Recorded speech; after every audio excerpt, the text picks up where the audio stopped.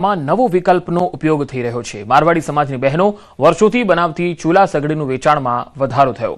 2 થી 3 દિવસમાં એક સાથે 500 થી વધુ ચૂલાનું વેચાણ નોંધાયું છે। વેચાણ અહીંયા જોઈ શકાય છે। જે સગડી બનાવી રહ્યા છે કોલસો અને લાકડાનો ઉપયોગ તેમાં વધી રહ્યો છે, જેથી ચૂલાનો વપરાશ પણ હવે પેરેલલ વધી રહ્યો છે। રાજસ્થાની મહિલાઓ રોજના 200 થી વધારે ચૂલા બનાવી રહી છે। સવારના 8 થી સાંજે 6 વાગ્યા સુધી ચૂલાનું ઉત્પાદન અને વેચાણ સતત વધી રહ્યું છે। અત્યારે ગેસની પ્રોબ્લેમ બહુ છે, એના હિસાબે ચૂલા બહુ ઉપર થઈ ગયો છે। અમારે 3-4 દિવસથી કામ બહુ વધુ ચાલે છે અમારે। હા, 50-60 નંગ ઉપડી જાય છે રોજના। મારે સવારે 8-9 વાગે બેસી ને 6-7 વાગે સુધી કરી છે સાંજે। એક ચૂલાના કેટલા મળે તમને?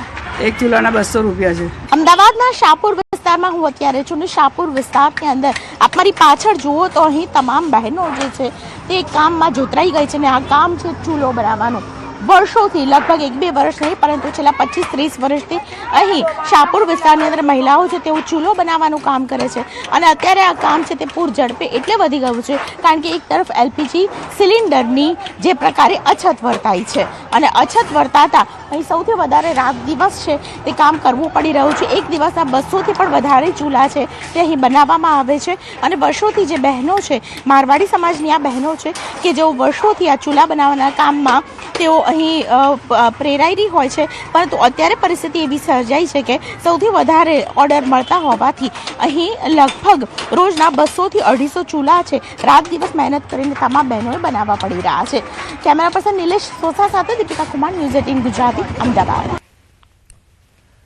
તો ગેસ સિલિન્ડરની અછત વચ્ચે હવે લોકો ફરી દેશી પદ્ધતિ તરફ વળતા જોવા મળ્યા। બજારમાં ચૂલા અને સગડીની ડિમાન્ડ અચાનક વધી જતા કુંભાર અને લુહાર લગભગ 30 વર્ષ બાદ ફરી ચૂલા અને સગડી બનાવવાનું શરૂ કર્યું છે।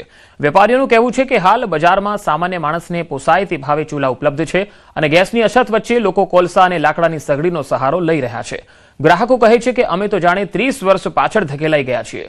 બાળપણમાં ગામડે જે ચૂલા જોયા હતા તે આજે ફરી શોધવા નીકળ્યા છીએ। चला कि यहाँ चूल्हा बन रहा है क्योंकि इंडक्शन की शॉर्टेज है, इलेक्ट्रिक जो इंडक्शंस हैं उनकी भी शॉर्टेज है, गैस नहीं मिल रही है, तो फिर जाहिर सी बात है फिर खाएगा कैसे इंसान। तो अभी एक ये ऑप्शन है कि भाई हम 20-25 साल पहले हमने अपने गांव में देखा था कि भाई यही इसी तरीके से बनता था, लेकिन अब गवर्नमेंट हमको उस तरफ वापस हमने तो वो मौका मतलब हमें मिला था, हमारे बच्चों को भी वो मौका मिल रहा है अब देखने के लिए। હવે અમે અમારો સેકન્ડ સ્કોપ ઊભો કરી રહ્યા છે। જે રીતે આ જે કુંભાર વર્ષો પહેલા ચાલતું હતું એની અંદર અમે કોલસા ચૂલા કોન્સેપ્ટ કે અમે લાકડા અને કોલસા બાળીને અમે અમારો રોજગાર કરી શકીએ। જોઈ રહ્યા છો કે થોડા દિવસથી થોડો ગેસનો પ્રોબ્લેમ વધી રહ્યો છે। એમાં નાના નાના ઉદ્યોગો સમજો કે લારીવાળા છે, નાસ્તાવાળા છે, એ લોકોને થોડો પ્રોબ્લેમ હતો એટલે અમે લોકોએ નાનો એક ચૂલો બનાવીએ છીએ જેથી એ લોકોના માટે એક આશીર્વાદરૂપ નીકળે। અને અમે પહેલાં ચૂલો બનાવતા હતા જ, આપણે તમે પણ એવું ખાધું જ હશે ચૂલામાં, હવે અમે ફરી માટીના ચૂલાનું થોડું રિક્વાયરમેન્ટ વધ્યું છે અને એમના માટે આશીર્વાદરૂપ છે આ ચૂલો।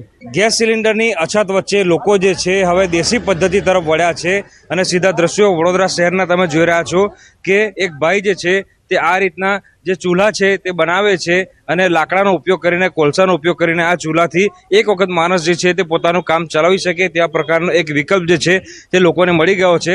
અને ગ્રાહકો પણ જોઈ શકાય છે કે પહેલા એક સમય એવો હતો કે લોકો જે છે તે ટેકનોલોજીની સાથે આગળ વધતા હતા અને નવી નવી વસ્તુ શોધતા હતા, પરંતુ હવે ફરી એક વખત 30 વર્ષ 40 વર્ષ પાછળ જવાનો